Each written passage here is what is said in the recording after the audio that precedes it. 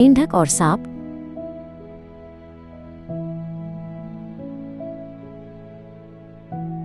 एक समय की बात है, एक सुंदर तालाब के किनारे नागेंद्र नाम का एक चतुर सांप रहता था। नागेंद्र अब बूढ़ा हो चला था और उसके लिए शिकार करना मुश्किल होता जा रहा था। एक दिन उसने तालाब के मेंढकों को धोखा देने के लिए एक बड़ी ही चालाक योजना बनाई। नागेंद्र तालाब के किनारे सिर झुकाकर चुपचाप बैठ गया। तभी टप्पा नाम का एक छोटा और जिज्ञासु मेंढक पानी से बाहर निकला।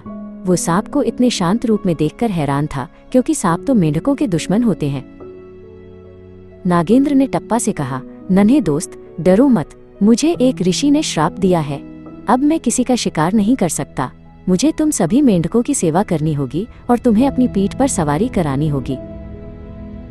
टप्पा ये सुनकर बहुत खुश हुआ और उछलते हुए अपने राजा जलराज के पास पहुंचा।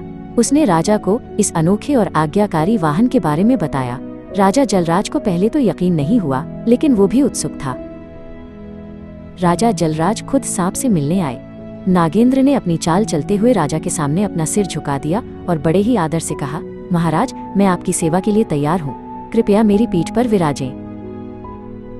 राजा जलराज खुशी खुशी नागेंद्र की पीठ पर बैठ गया। नागेंद्र उसे पूरे तालाब की सैर कराने लगा।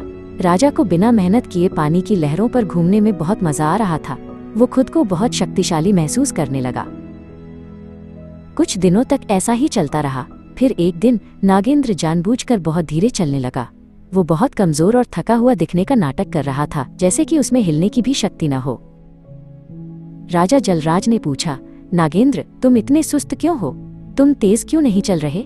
नागेंद्र ने आह भरते हुए कहा, महाराज, मैंने कई दिनों से कुछ नहीं खाया है। भूख के कारण मेरा शरीर साथ नहीं दे रहा है।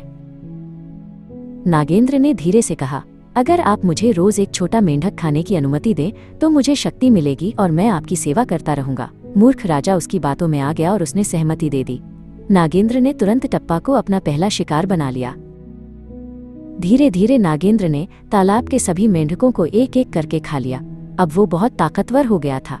अंत में जब कोई और नहीं बचा तो नागेंद्र ने राजा जलराज को भी निगल लिया। सच ही कहा गया है, किसी भी कार्य को करने से पहले सोचो।